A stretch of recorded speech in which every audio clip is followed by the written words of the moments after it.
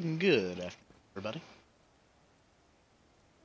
Today we are doing some Guild Wars 1 in preparation for End of Dragons on the 28th this month. So, yeah. We're running through the Factions campaign in Guild Wars 1, of which does take place in Cantha. Uh, should be able to get through it all, but, we will see.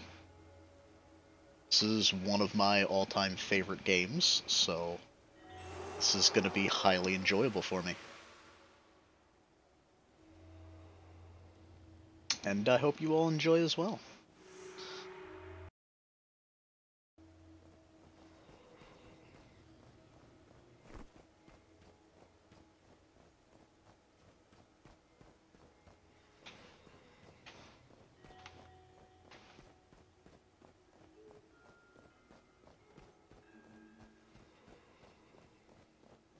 So blood stuff.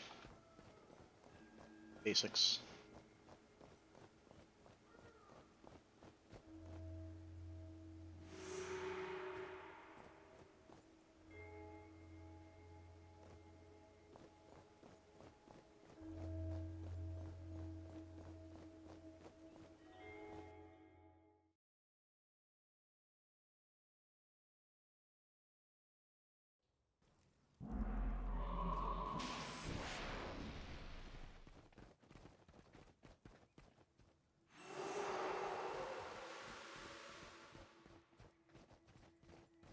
So right now we are heading to our first trainer for our level 2 character, of which is a ritualist, mainly because they are easily one of the best classes for Canthan play. Fits very well into the region.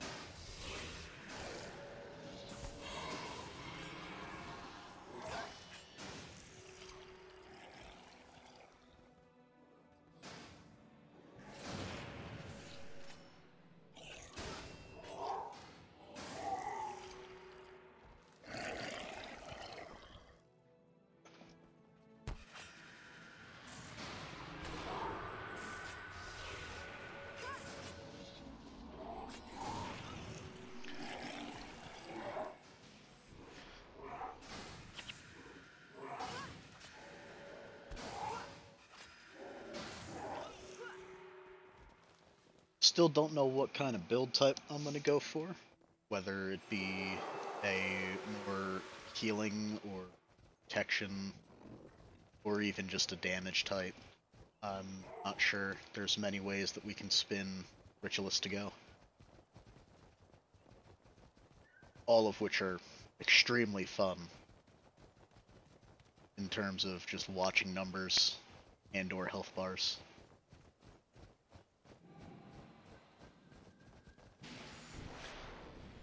But, yeah. This game's always been very, very enjoyable for me.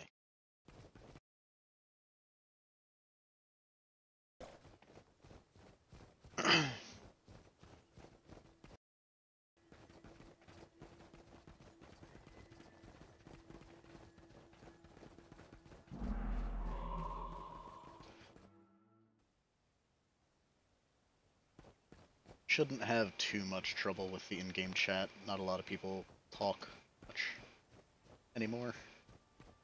It's all filled with people that use heroes, of which are essentially the same thing I have in the party, which are henchmen, but with better AI and more customizable. We'll get those at a later date, maybe.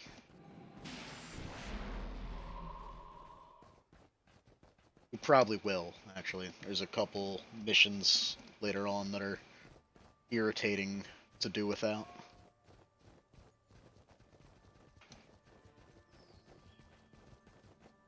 So right now, after we've just got done with our first instructor, we're heading over to the second instructor, of which is Ang the Ephemeral. He will be able to teach us a few more ritualist skills, which will prove useful. Maybe. It's been a bit since I've had to go through the whole leveling a ritualist.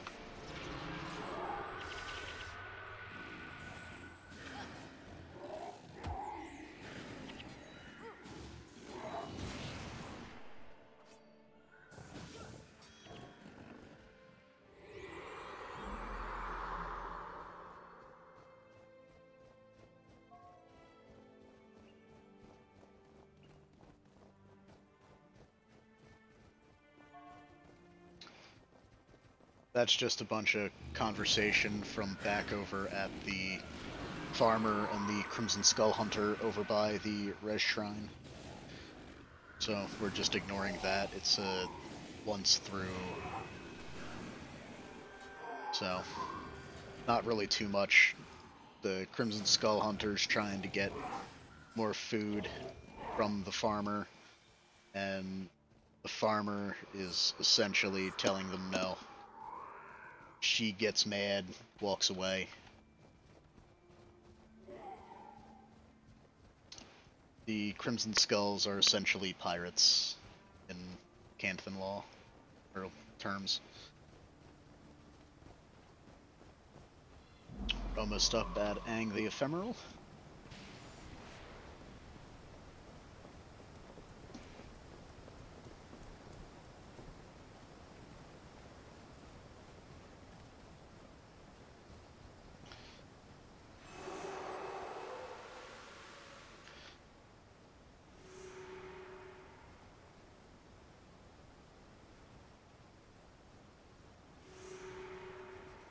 And now he's basically going to have us kill a bunch of shackled spirits.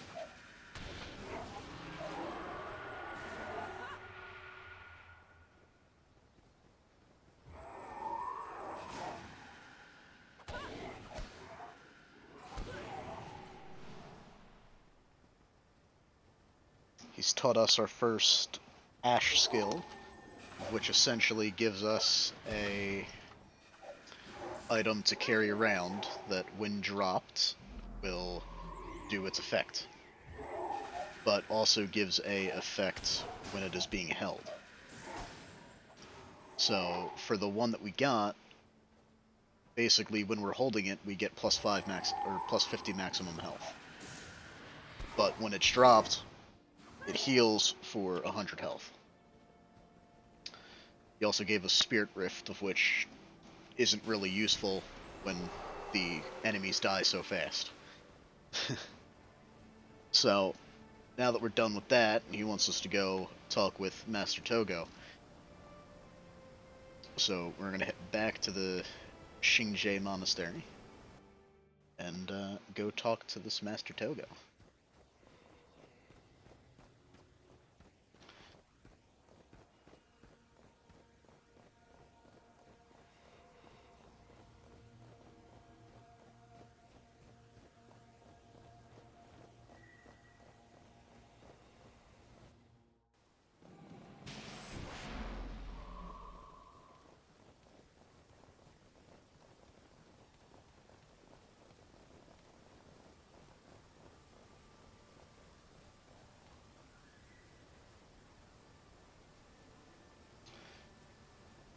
So this is the leader of the monastery, the basically overarching headmaster.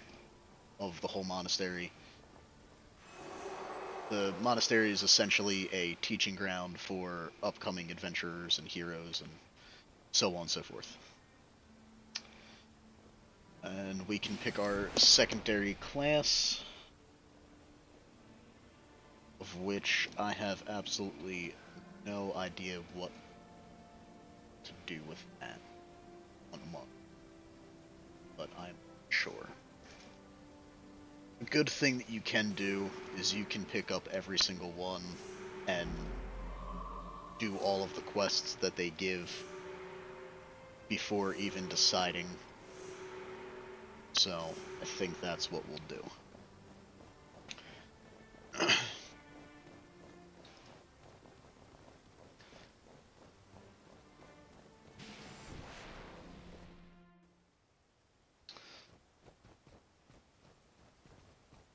Just really quickly talk to our bank here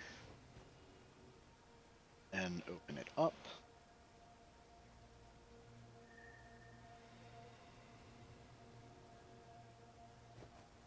Draw some money from other characters.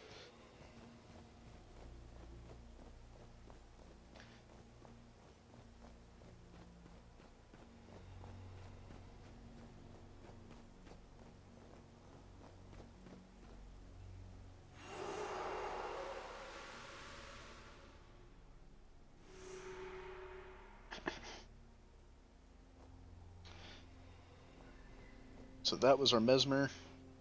This is our Monk, who will teach us healing spells and some attack spells. But this is our Warrior Trainer.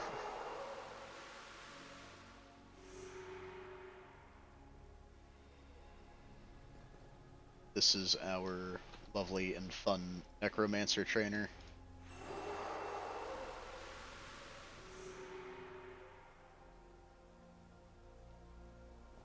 And over here we have our Ranger.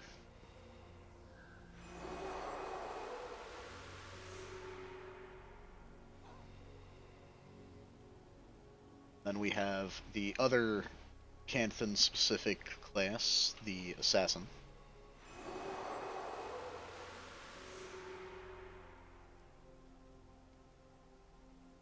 They're a extremely fun class. And then our Elementalist.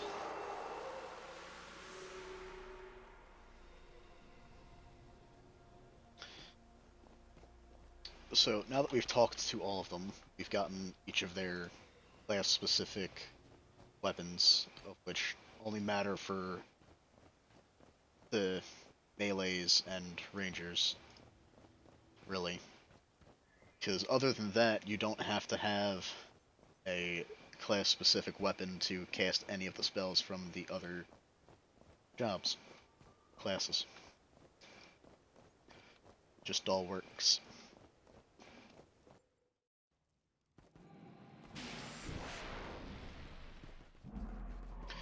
So now we are going to head around here, go talk to each of the trainers for each of the classes to kind of get an idea of what the class does, essentially.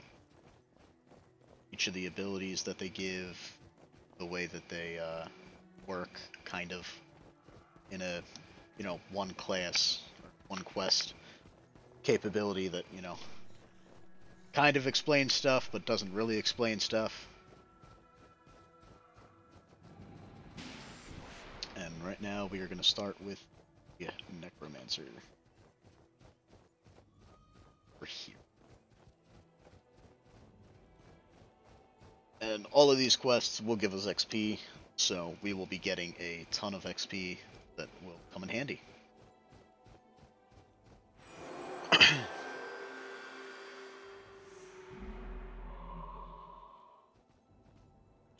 So as you notice, I'm not taking them because I'm gonna just stick with ritualist skills for right now. But Necromancer, one of the skills that he was teaching us was Animate Bone Fiend, of which, if you have a corpse to exploit, it will summon a Bone Fiend, of which is a ranged attacker that deals pretty decent damage. And if you level up the death magic skill you get from Necromancer, you will be able to have more minions in that to help you out while you travel the world.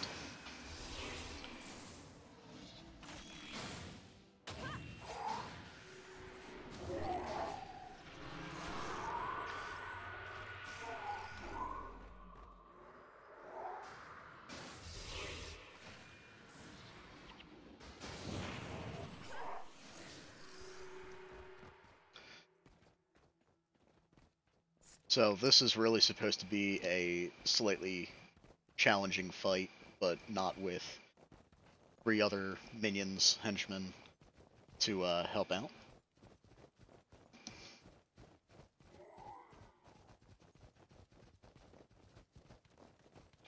So we're just going to go back and talk to the teacher, and he will congratulate us, and he will send us on our way to talk to Sue, of which is the next teacher for necromancy. However, we will hold off on doing that for right now. We're going to go talk to the teacher for the assassins.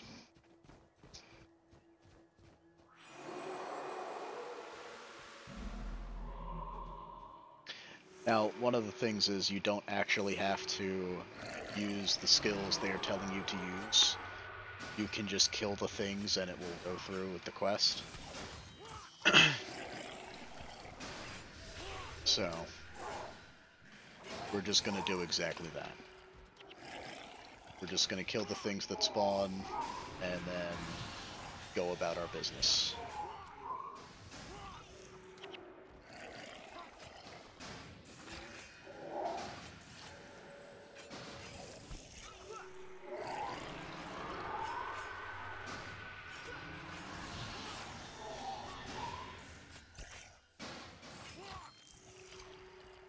And there we go. Quest done. And he's gonna go tell us to go talk to Panaku, a trained assassin that is doing some stuff in the assassin world. Which, you know, only really one thing you do in the assassin world. And this is Talon Silverwing, which he doesn't look human. He is a Tengu, which are cool.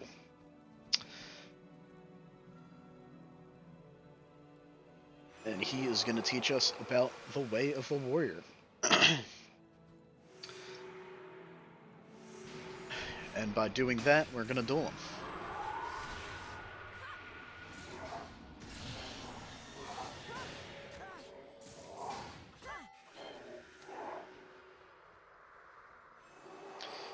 And he's going to go tell us to talk to the next warrior trainer.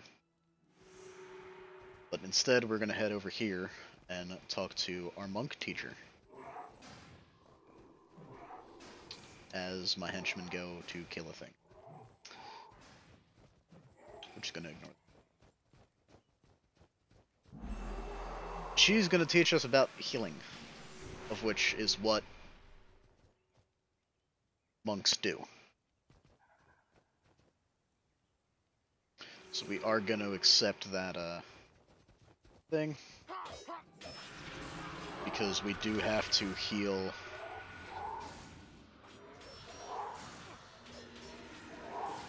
our buddy here as we burst down the warrior.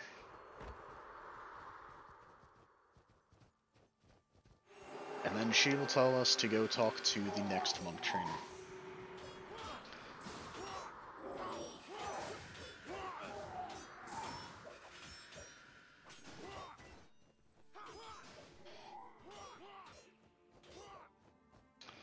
So, as a ritualist, we have 4 attributes that all are broken down into skills that we can use. This is our Mesmer trainer. We're just going to take the Mesmer skills because we need the skill in order to do the quest for her. But back to ritualist real quick. we have 4 different stats for Ritualist that attribute to our skills. Improving them improves the skills, of which allows you to do better in combat and stuff. We have Communing, of which doesn't give us any inherent effect just by leveling it up. It's more shown through the skills. It's more related to summoning spirits, and that becomes more effective the higher Communing is. We have Restoration Magic, of which basically relates to some summoning spirits, but also relates to healing.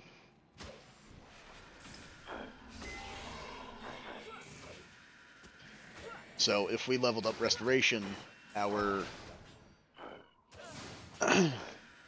skill that gives us 50 health for just holding it, and then dropping it gives you an extra 100 immediately, healed, would increase. Channeling Magic is more of a also offensive stat, lightning damage and energy. And then we have Spawning Power.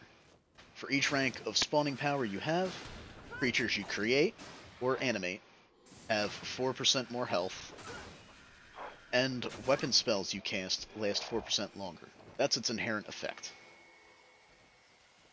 Some Ritualist skills, especially those related to spirit creatures, become more effective with higher spawning power. So there are some skills in the attribute of summoning, or spawning power, that will increase in level and inherently be better. So what we did was we just cured him of a hex that was put on him, and now we can head back to the Mesmer Trainer. Hence why we grabbed the Mesmer skill, Shatter Hex, removes a hex from the ally, or from a targeted ally. That removal deals 30 damage to foes near that ally.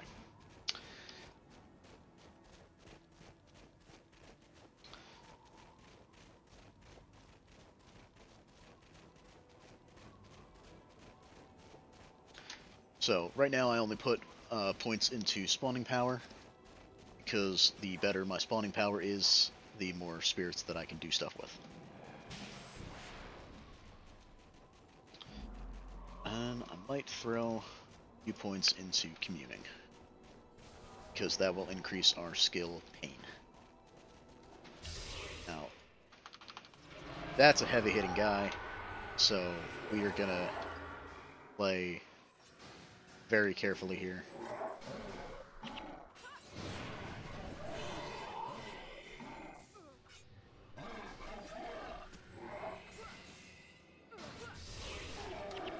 Of which we killed it. It dropped us a purple. Awesome. You can identify that and see what it gives us later. Same with that tribal axe.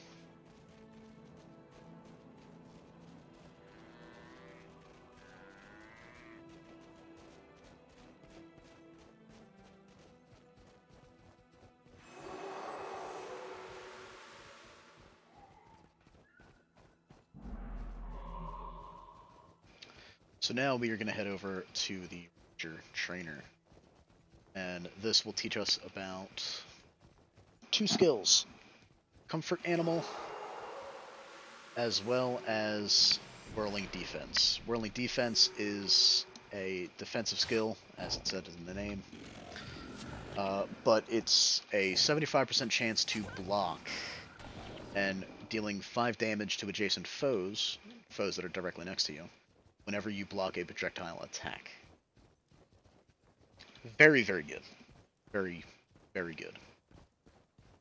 Not for us at the moment, as we're not planning to go into Ranger. So right now we're just going to kind of follow the quest markers and release the rabbits from the cages.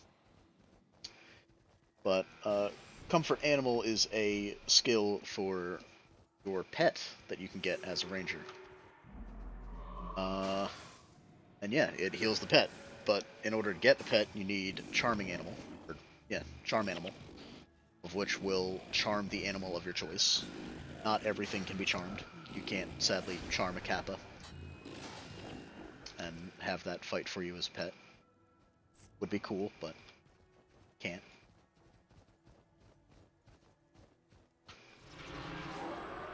So we're setting up here for a ambush on the hungry Kappa that's coming to rabbit that we just saved. So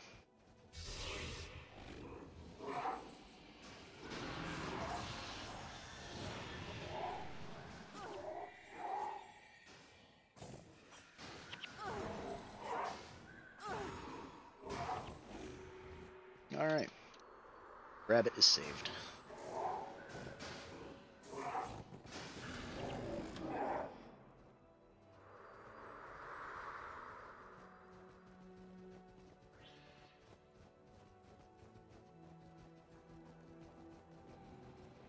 Now we're gonna go free the last rabbit, and we're gonna go talk to the Elementalist trainer after.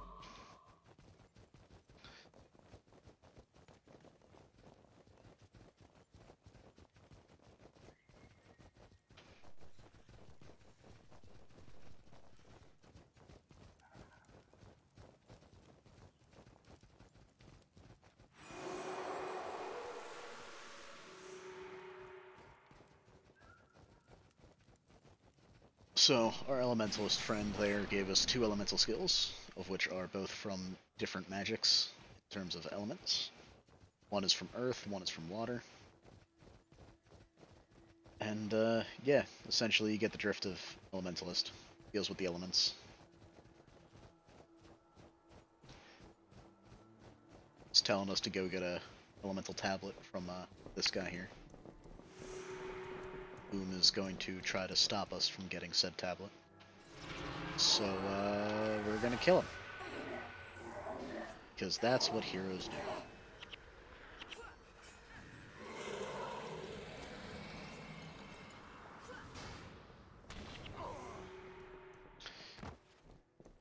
And then we're gonna take the tablet. And we're gonna walk all the way back to him. Turn the quest in.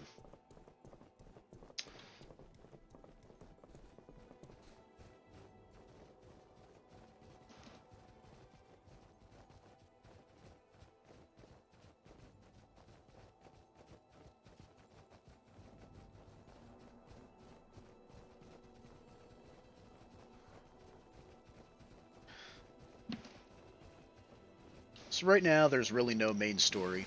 It's just kind of, learn your classes, learn about your secondary class at the moment. We know that Togo seems interested in our character's abilities, mainly because of the aptitude that we showed in, learning our class.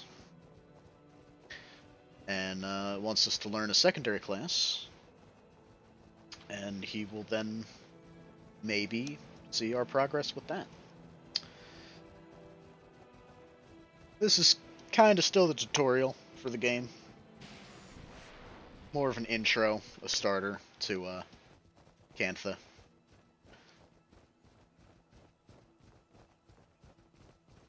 So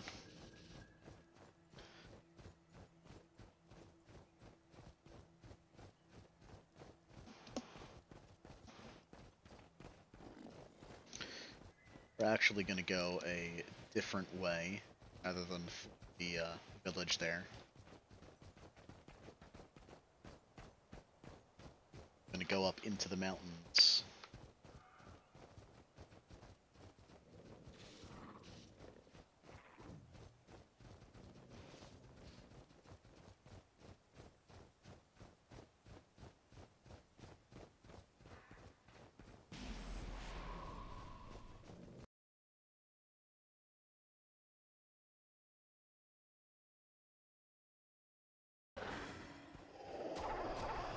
Oh, Naga are fighting a Sinsali Tengu. Which might wonder why these the Tengu are hostile up in the mountains. It's because they're two different tribes. There's the Sinsali and then the Angchu. The Angchu are who we are at peace with in terms of Cantha. The Sinsali, however, are not at peace with us. They do not like us, and they are trying to kill us, as it's very evident. He dropped us a bow staff, which is innately better than the starting ritualist one I had. So we will equip that.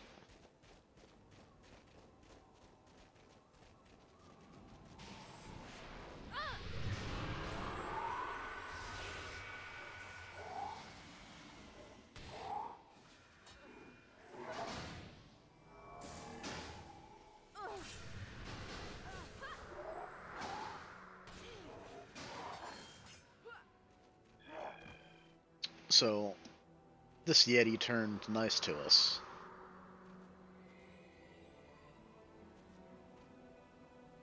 So basically he's saying that he needs our help, that his entire clan was wiped out by the Sinsali Tengu, and he wants our help to avenge his brothers. So we will lend him a hand.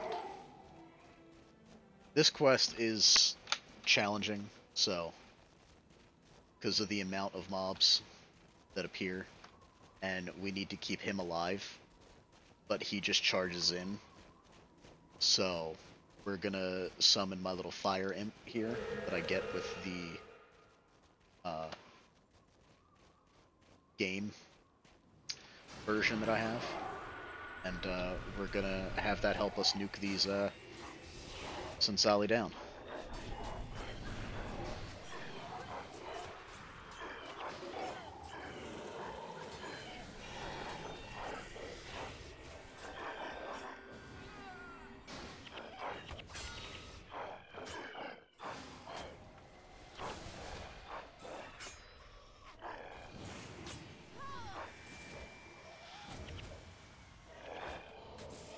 There we go.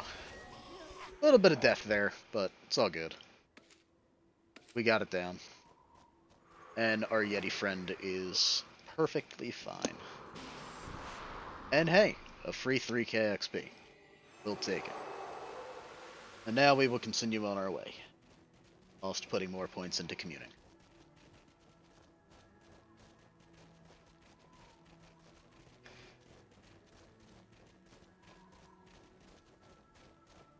So, right there is a res shrine. If we did have died, or would have died, there as an entire party, and had no more reses left, we would have either spawned at one of that, or at that one, or a different one, and would have been able to walk right back.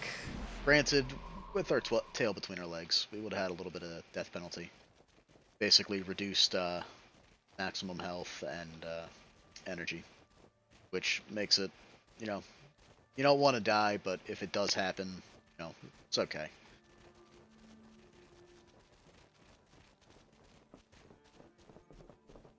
So we are going to come over here, and we are going to talk to Zoe, whom is our second ranger teacher.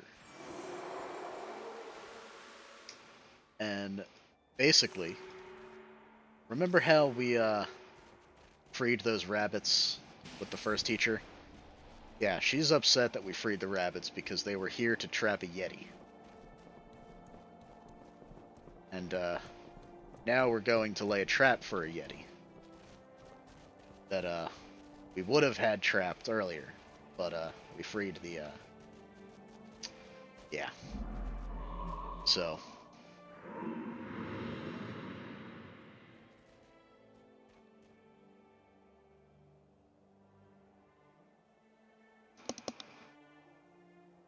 Give it a sec here. That's the wild Yeti that's coming over.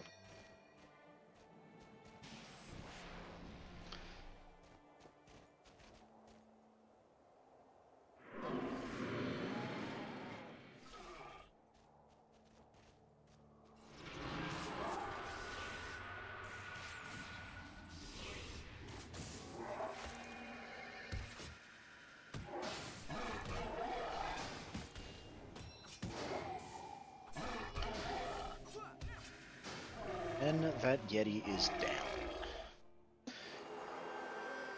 So, just like our Ritualist trainer, we've completed 2 trainings with Ritualist teachers, and are now being told to go back to Master Togo, that he wants to speak with us. But instead, we're going to go continue to talk to the rest of the other trainers. For there's more XP to be had. And more skills to learn. In the end, we will eventually be able to switch between any of these classes as our secondary. Each class has a primary perk that only that class will be able to use as its primary class. Like, as for the Ritualist, spawning power is our primary class attribute. So if I was to go, say, a monk, I would not be able to specialize in Ritualist as a secondary, and be able to have access to spawning power. And the other ones also have one specific to their class as well.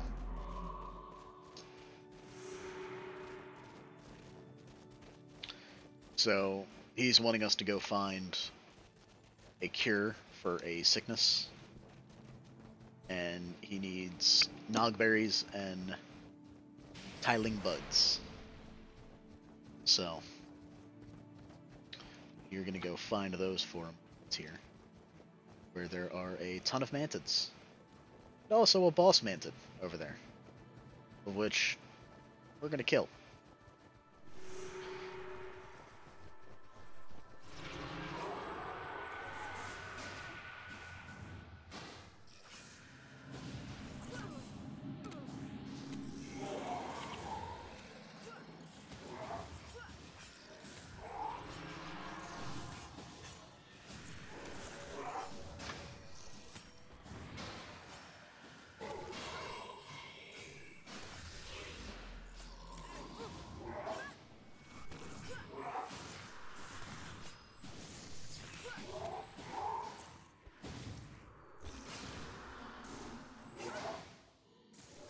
And now that boss mantid is dead.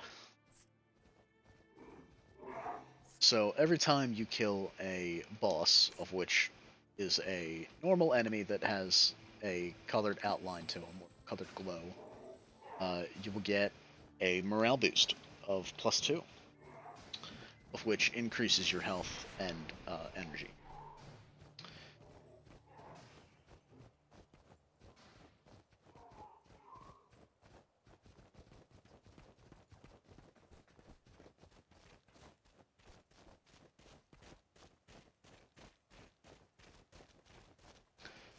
But yeah,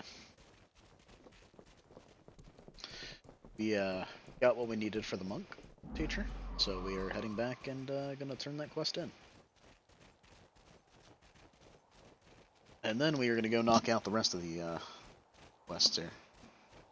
There's, I believe, 2 more in this zone.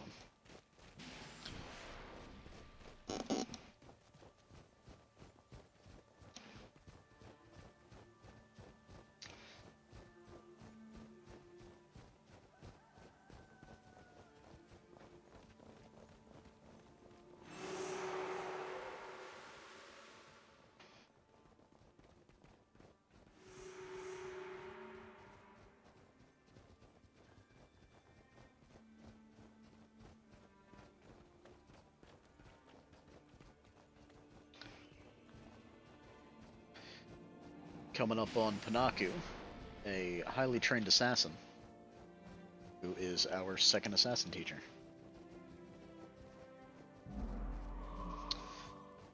Keep in mind, he's training us to be a assassin. So, yeah.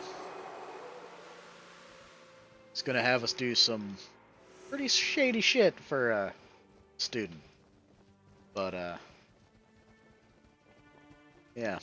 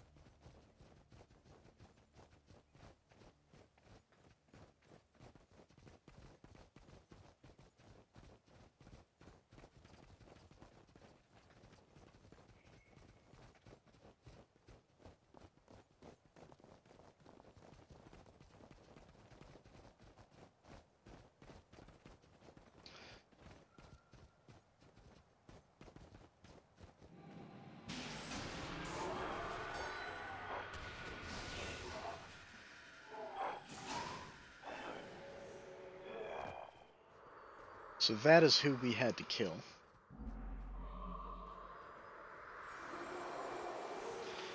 And now he is very pleased. However, might not be saying the same tune for Master Togo and our actual headmaster for assassins if we did go assassin as secondary. But, eh.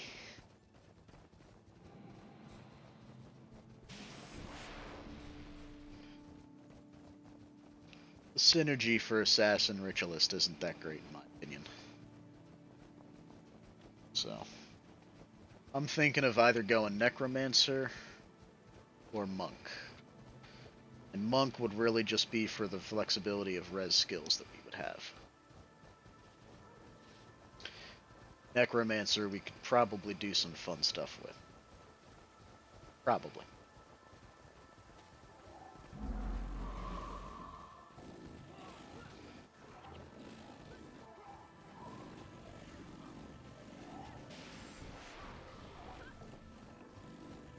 Coming up on a ton of Crimson Skulls here.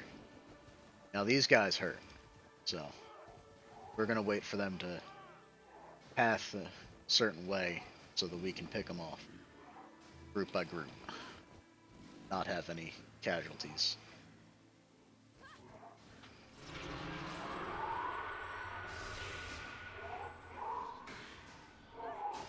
I say as I forget that I have a melee character that's gonna charge her right in there. This is fine.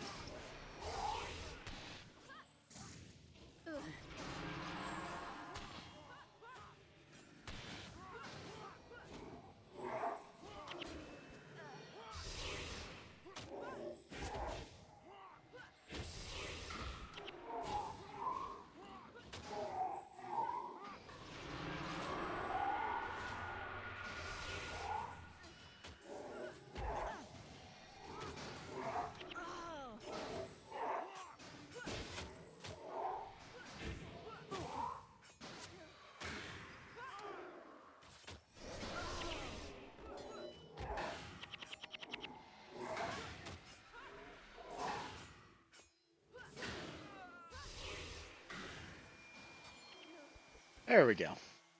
Handled that like a pro. Not really. Our henchman died a couple times.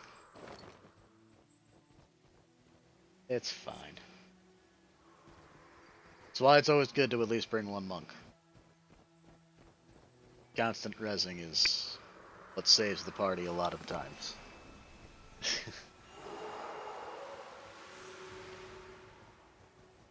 So, now we are doing the last quest in this zone, and it is for the second Mesmer Teacher. And he gave us Energy Tap and Shatter Enchantment. Shatter Enchantment does exactly what it says. It removes an enchantment from a target, and that removal effect deals damage. Energy Tap is cause the enemy to lose 4 energy, and you gain 2 energy points for each point of energy lost. So, for a cost of 5 energy on you. So,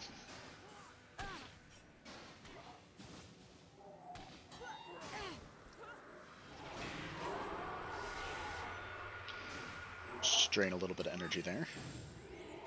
There we go.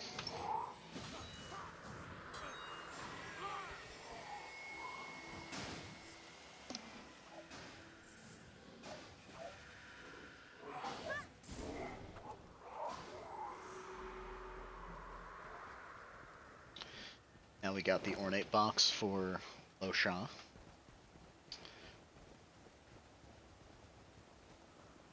You're now just going to go hand it to him. And that will be that quest.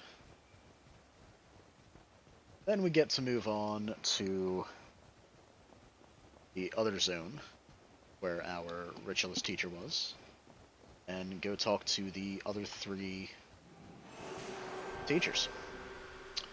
For Warrior, Necromancy, and Elementalist. Really, we're just going to go head over to Sue and then teleport back to the village and go talk to the other 2. Because Sue's the farthest out from them. So.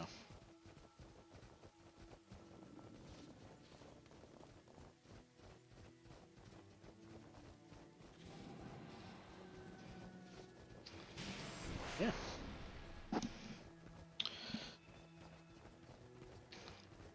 A lot of people would say that this game is very much so dead and old. And they would be correct. It is old. And there's not a large following to it. But, it's still a really good game. It did a lot of things that were really, really good for the time that it was made.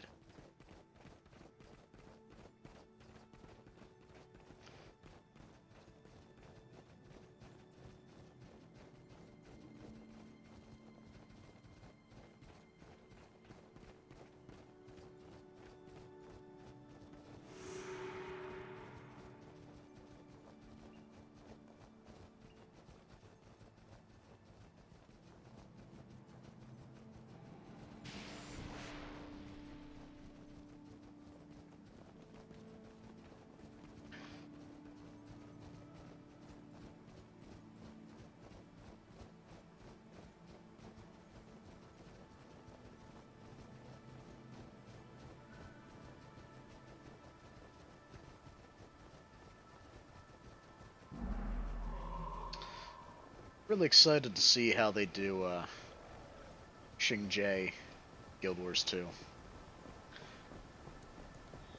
Because from what we've seen at Kining Center, it is very much so changed from Guild Wars 1.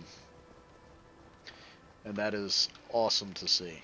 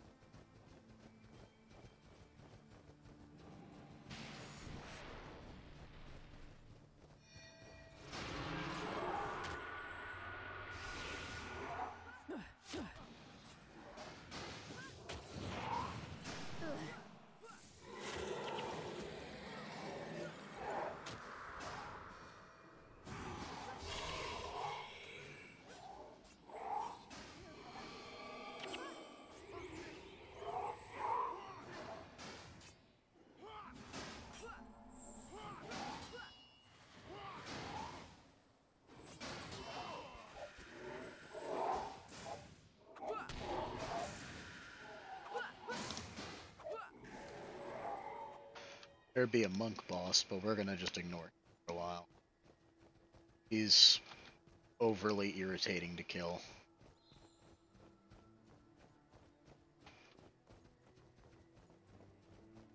Plus he's level 10 and I have level 3 minions, so we're gonna just ignore him for now. Instead, we're gonna go talk to Sue and learn some more fun necromancy skills.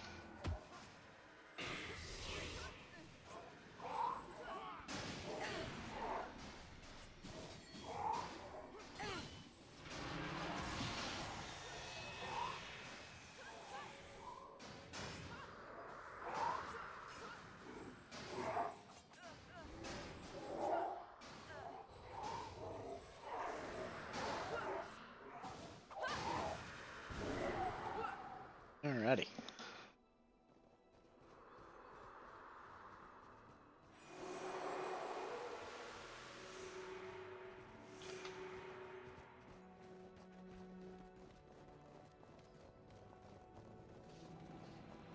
So she's taking us in here to go clear out a bunch of Naga,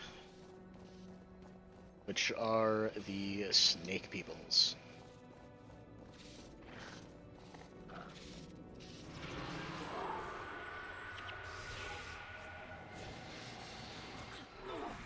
As you do see, they do hurt. They have a lot of ritualists that can cast Spirit Rift, and it very much so hurts.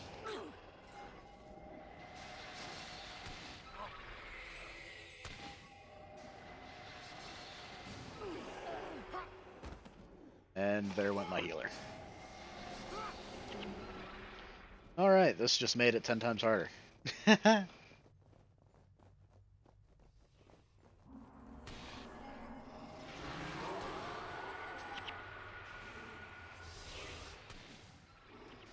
alright.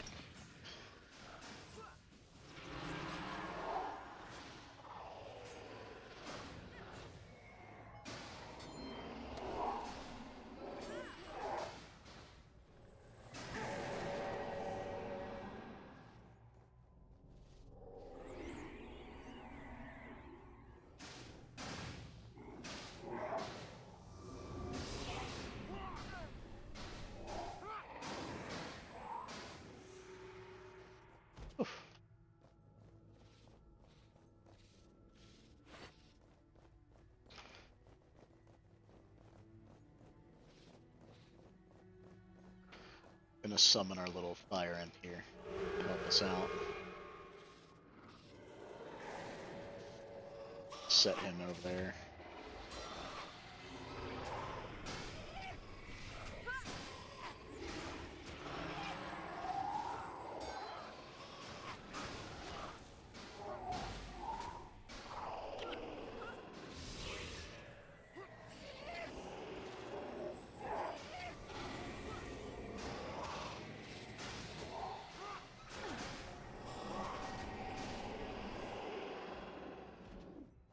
There we go. Not too shabby.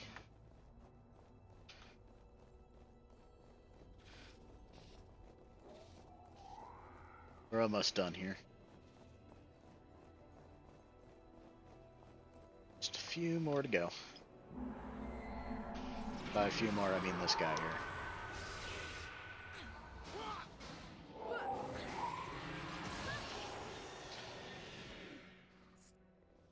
No. This group, I think, maybe. I don't know. I forget whether we gotta kill them all, or...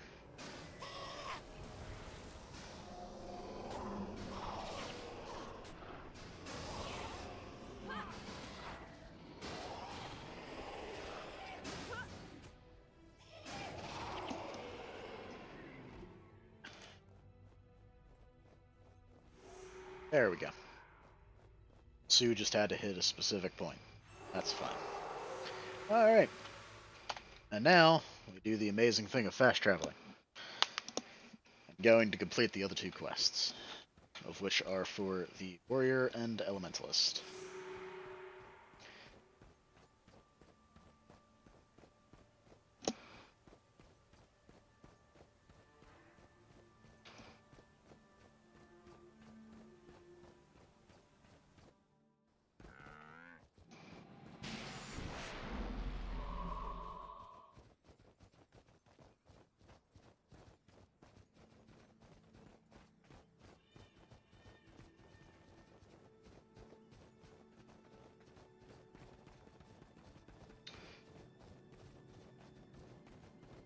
So let's start with the elementalist.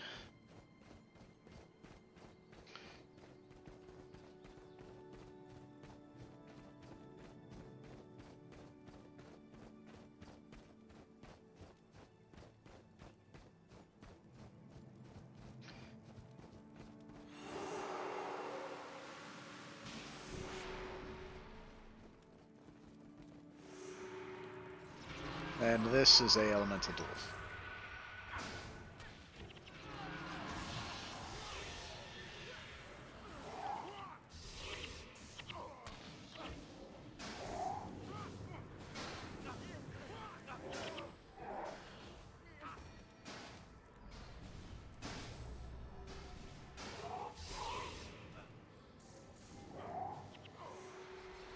There we go. Alright. Elementalist's done. On to the warrior. The final of our long list of quests to figure out which secondary class we wish to play.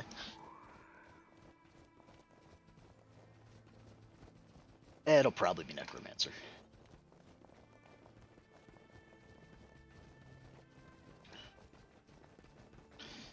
Keep with a theme at least.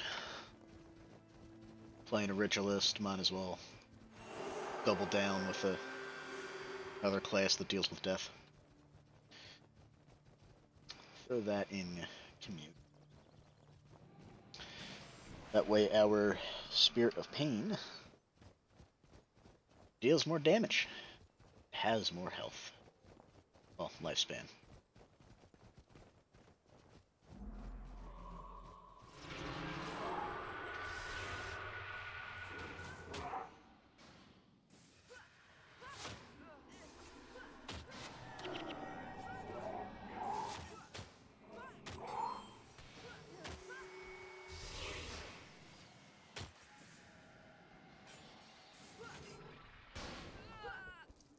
Alright. Now the crop thieves are dealt with. Go, we turn a warrior quest in, and we head back to Master Jogo and tell him which class we wish to specialize in.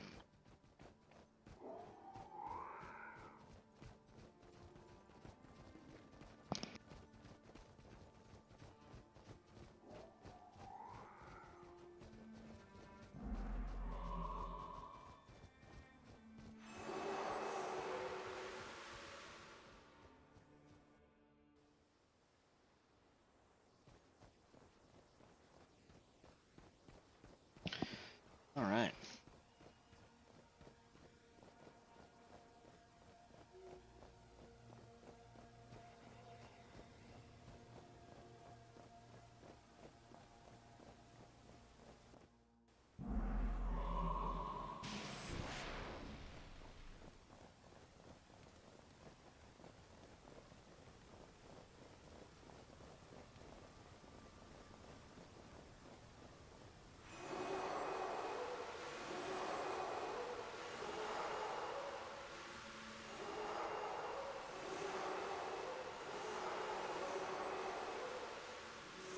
And we are going Necromancer.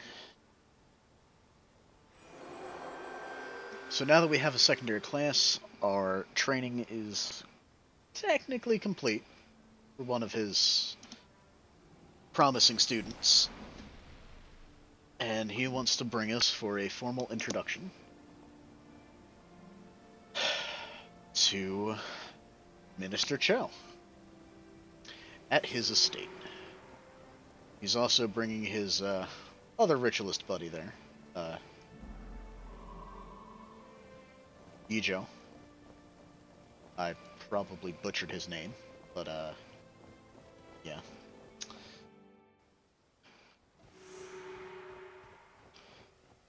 For that another. So we are now level 10. We're gonna go talk to this person over here for some skills.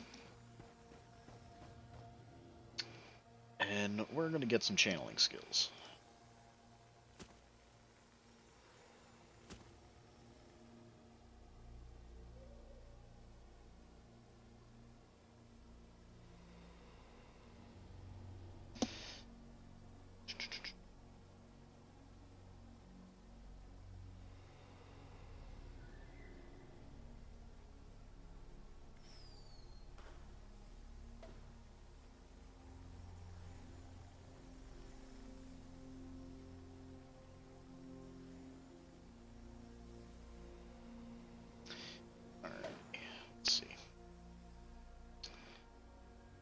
Grab Shadow Song.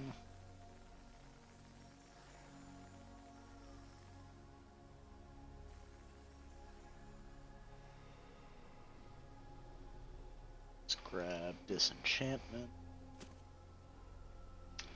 Let's grab Armor of Unfeeling.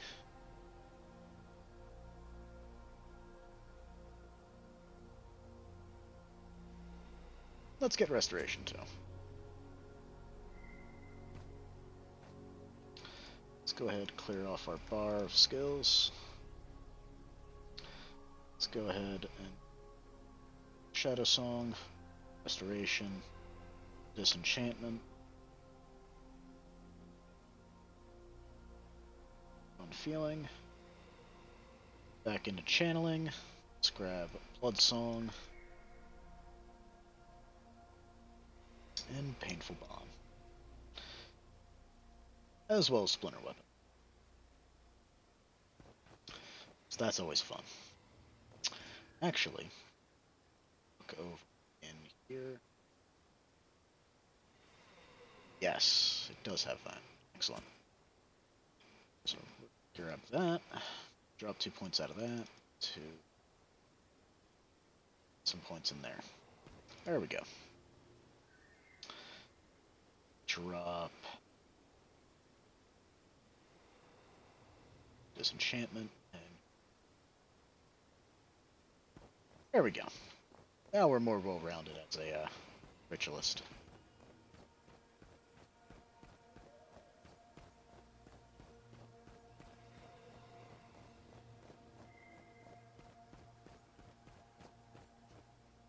We're almost out of secondary armor set. Gotta ignore getting some armor for right now.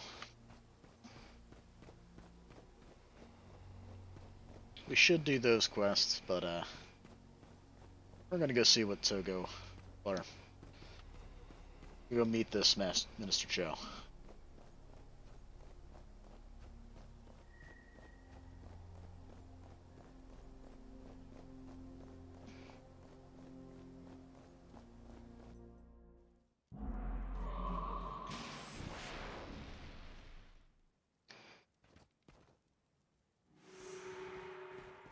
Don't actually remember this quest.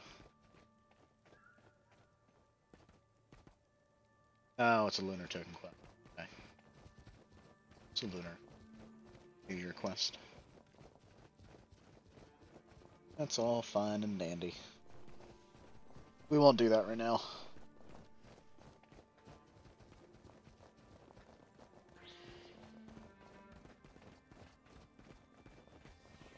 We're just gonna follow Togo as we do a murder path all the way to Mr. Joe's estate. Mantids.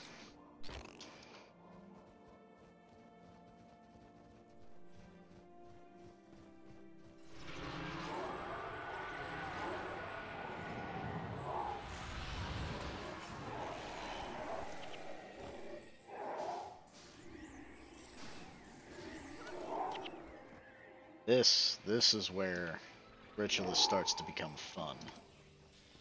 And it won't be until a little bit later that we get an ability that allows us to bring our spirits wherever we go.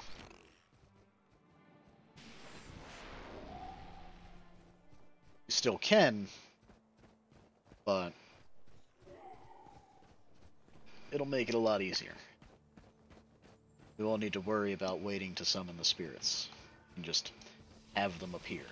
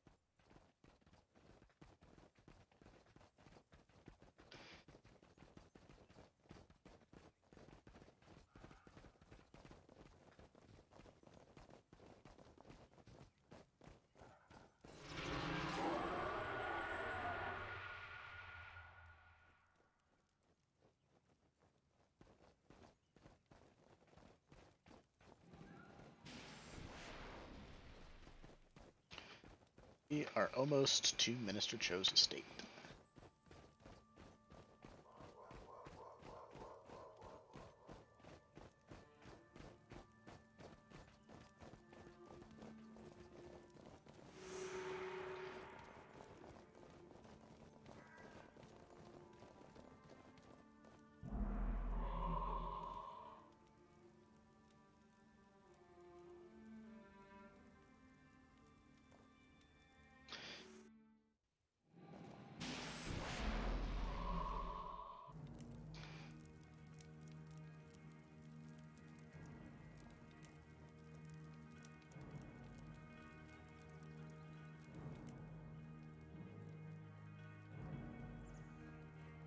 Master Togo, I did not know you were here.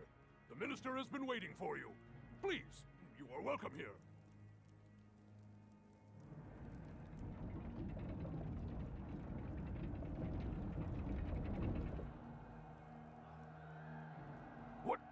What is going on? It is madness!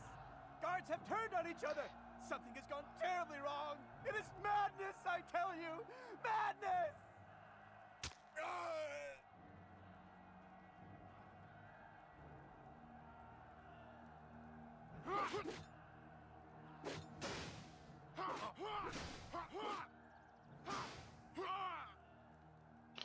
Come. The minister needs our help. You must stay here. Do not let anyone else in or out of this gate until we know what is going on. Whatever it is that threatens this estate must not be allowed to threaten the entire monastery. Master Togo, my son, he is in there. I will look for him. Please, Master Togo, bring him back alive.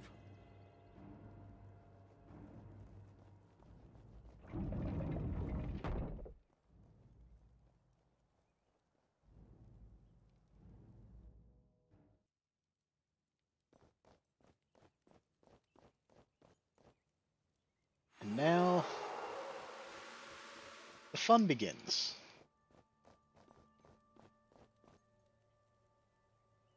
For this is the first mission of Cantha. As I sell a bunch of stuff. Very important. Very. Grab a thing. Bang. Go.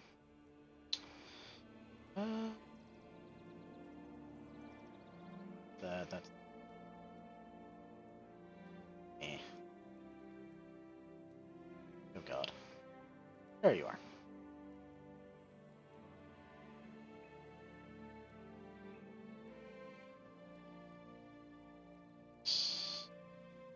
You, and I'm just gonna save myself a ton of trouble.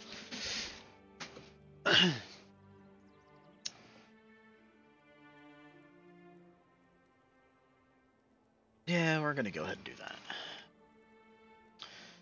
Signet of Spirits, which is an elite skill. Only one can be on the bar at a time. However, really only one's all you need.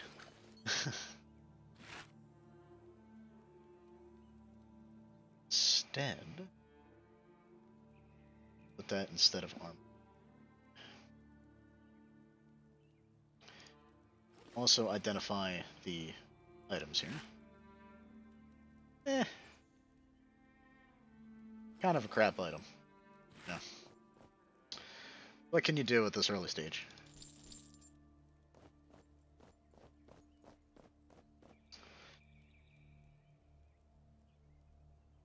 Right, I have to unlock my storage. Materials.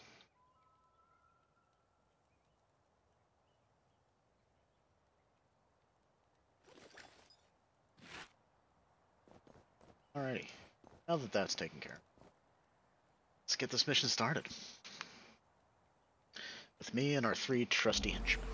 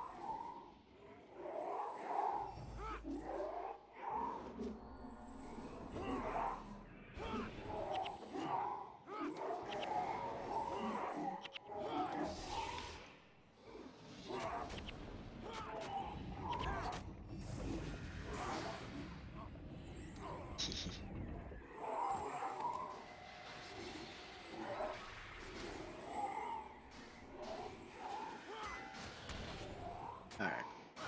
He's dying.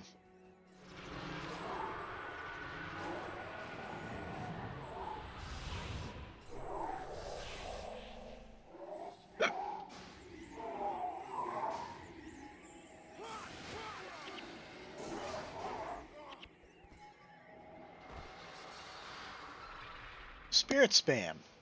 It's always fun. Lots of numbers very, very early. Especially if you can get an elite ritualist scroll. Or tome. So again, this is still a tutorial mission. Teaching you a bunch of stuff. Doesn't really have any sway anymore. It's teaching us about mini-map. And how you can indicate where you need to go. Or where people want to go. Or, you know, communicating with other people.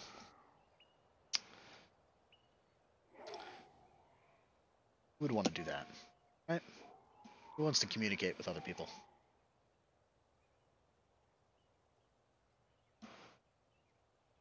When we can have our trusty artificial intelligent henchmen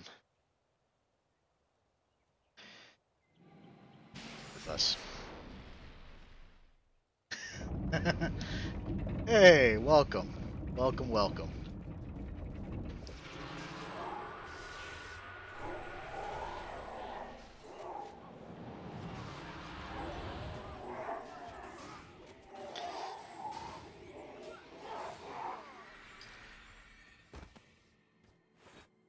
Sometimes communicating with other people can be fun. Only sometimes, though.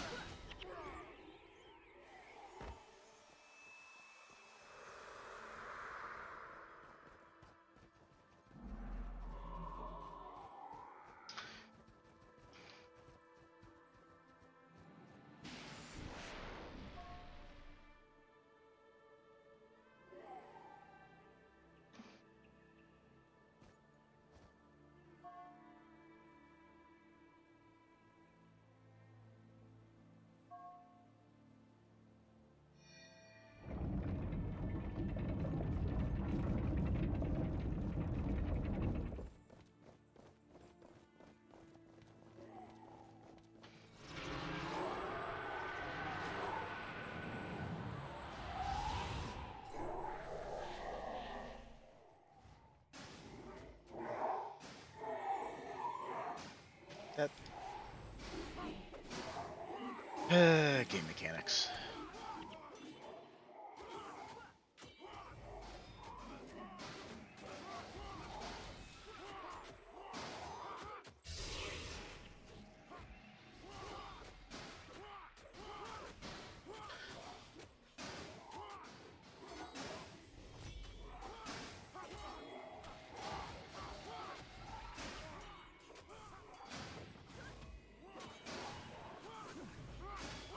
Okay.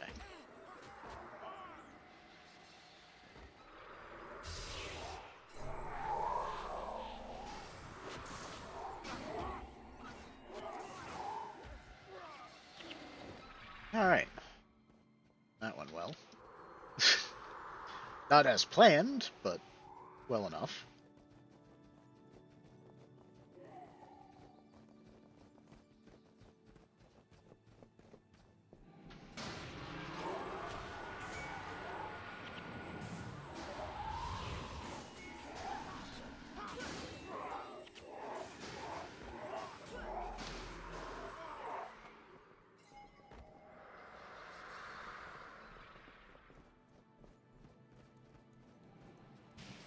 Now the game teaches us about bosses.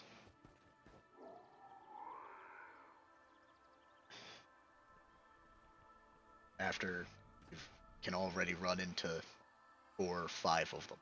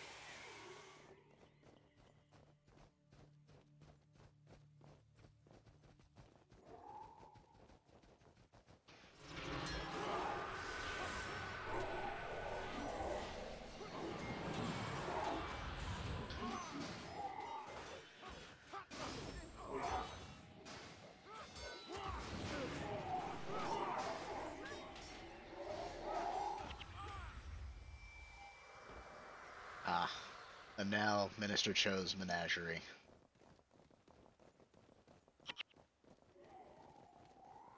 Oh, grab my lockpicks out of my bank. Alright.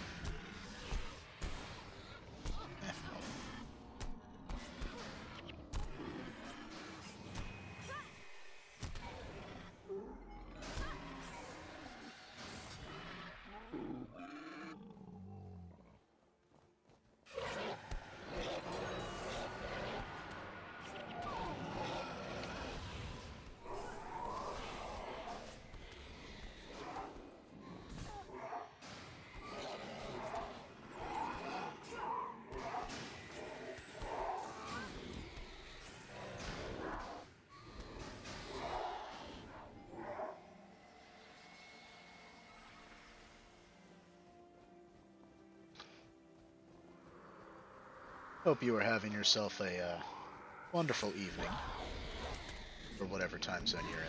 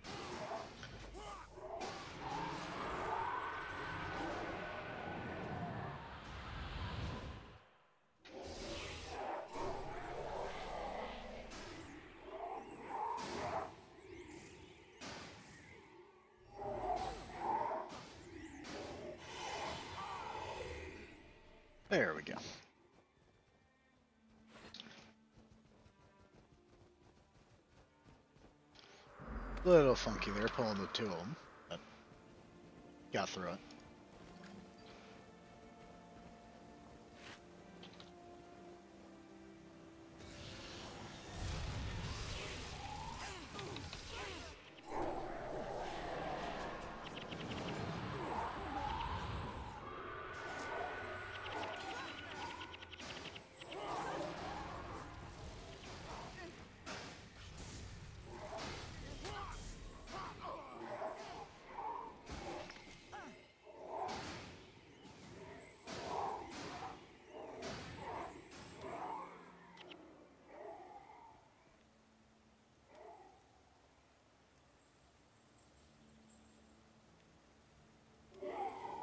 I really should have brought Destruction Spirit.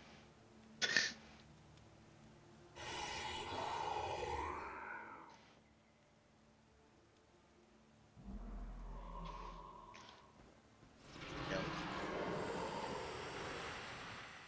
Do your thing, Restoration Spirit. Come on. Don't be rude. Unless I am completely not understanding the spirit. Which very well could be what's happening here.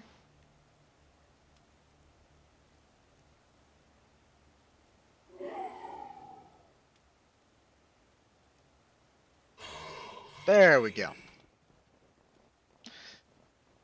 Oh god.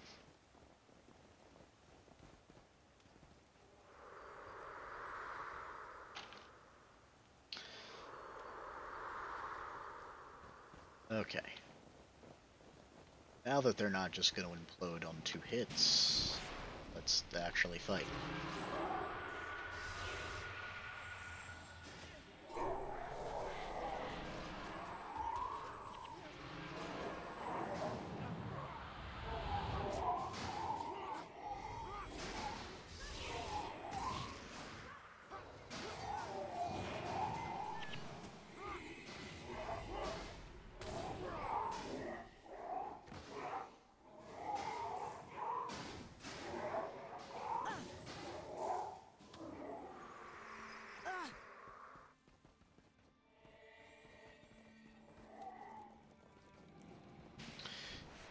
Alright. Looks like Minister Cho is untouched. That's good.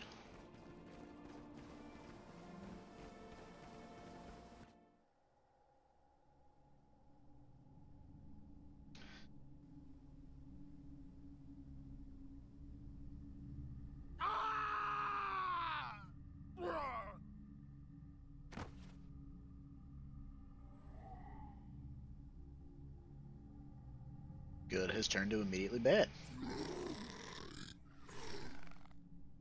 And even worse.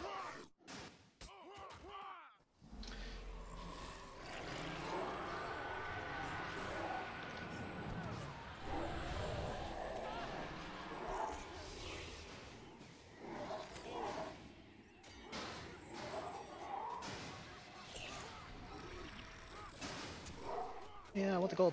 Damn it. Ah! I still got it!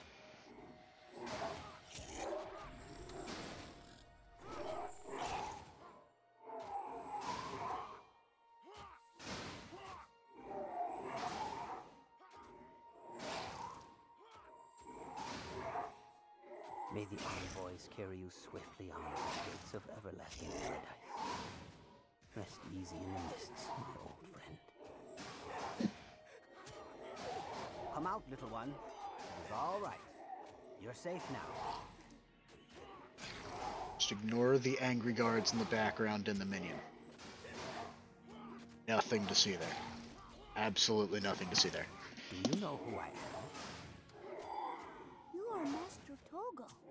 Ah, I can see you are a very smart little boy. But tell me, what brings you tears? I had a bad dream. A bad dream? Tell me what sort of dream could cause such tears.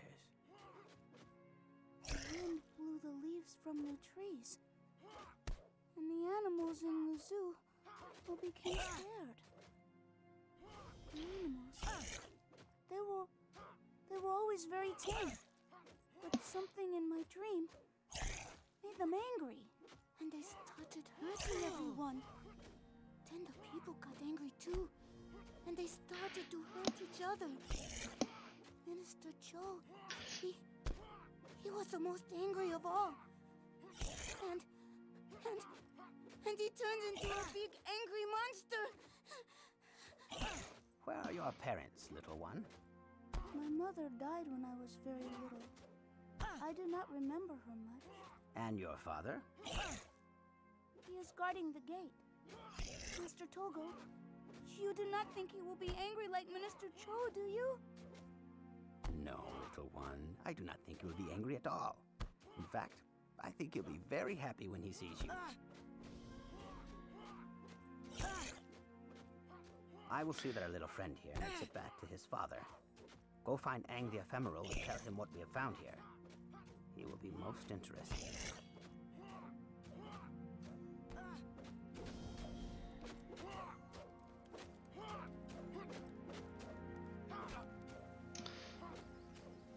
Fun part about necromancers is the minions in cutscenes.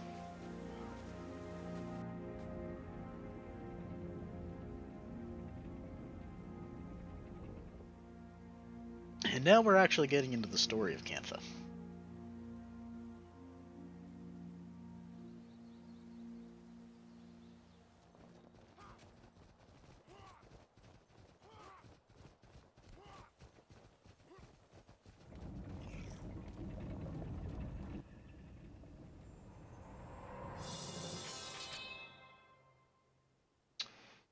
And Master Reward. Awesome.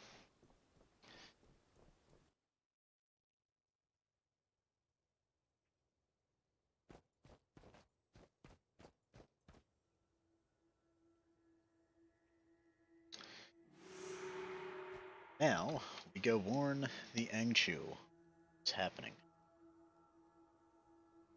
First, point allocation.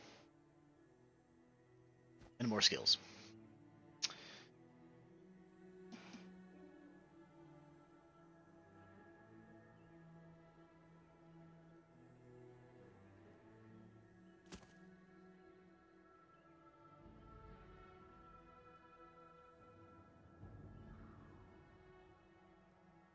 There we go. Actually, do you have flesh in my flesh? Yes, you do. Good. That's dead.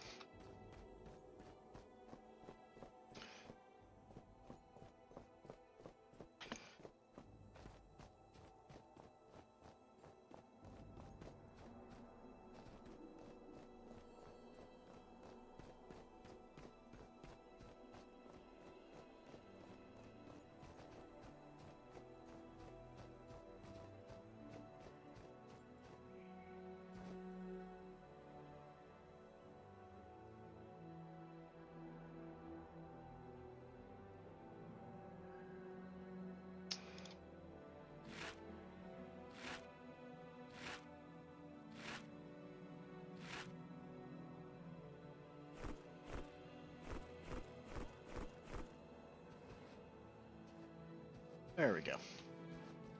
Some better gear than our basic starting armor. That has been taken care of now.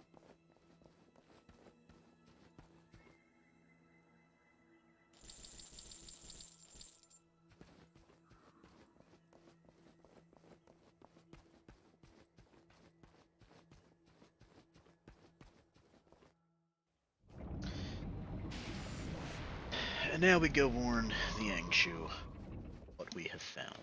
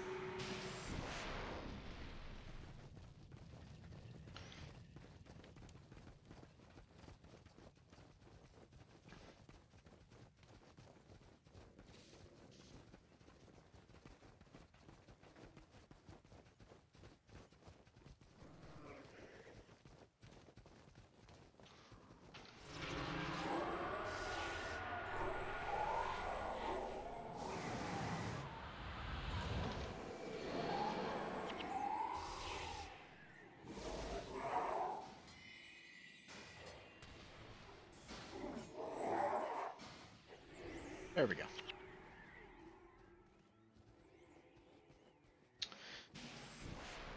And now we head back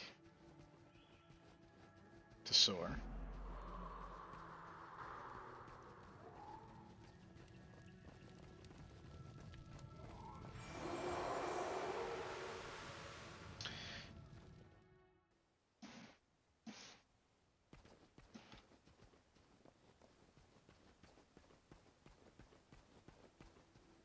Now we go protect the village from more sick guards.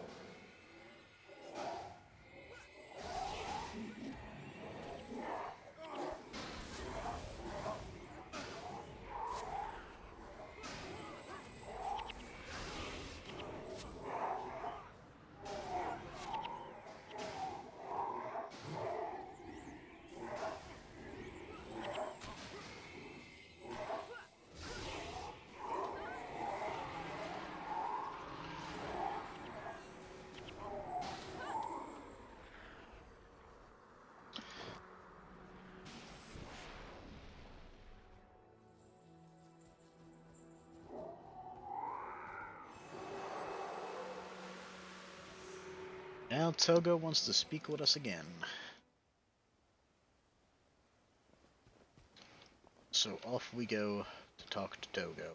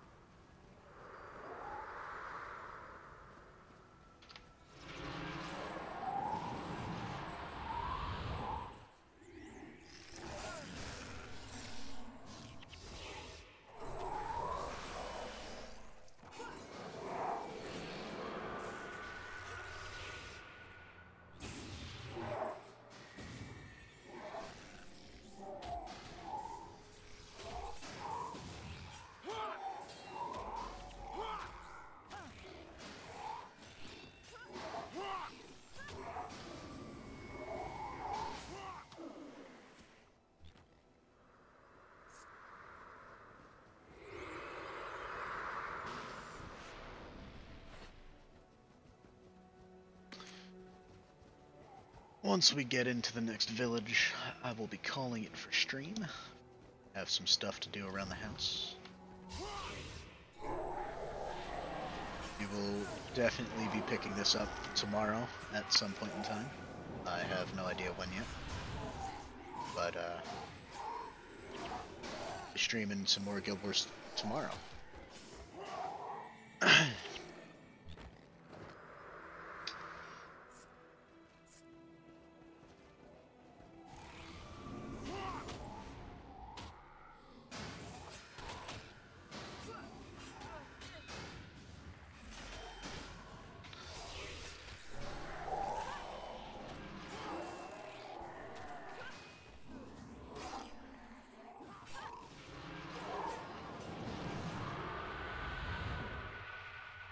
it had to drop the material.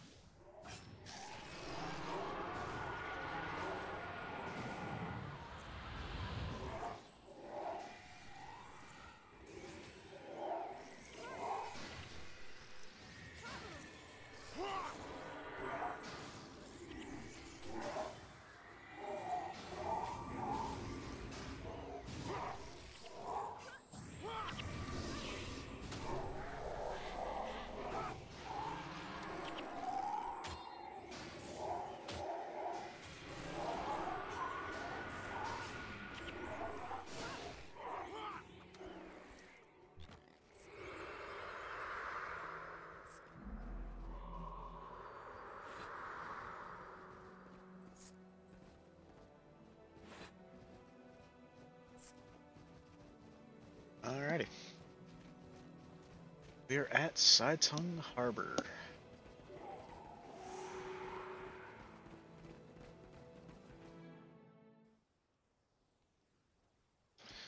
Gonna turn this quest in. Pick up the next one. And that is where we will call it for the day. I hope you all enjoyed. I hope you all have a lovely night. I hope you all enjoy your dinner. And I wish you a good day. Thank you for stopping by. I hope you enjoyed the content. You will find this VOD, if you have missed a little bit of it, on my YouTube. Which I need to fix this screen to actually say my YouTube. That's a thing I need to do. Hold on. Either way, it is KT, capital KT, underscore, capital T, Tristan. That is my YouTube. I will shoot a link into chat. That way, for right now, that's how it's going to be. I need to fix that. Either way, I hope you all enjoy. If you missed anything, it'll be up on YouTube in a short amount of time. So, enjoy y'all's day. Thank you for stopping by. Take care.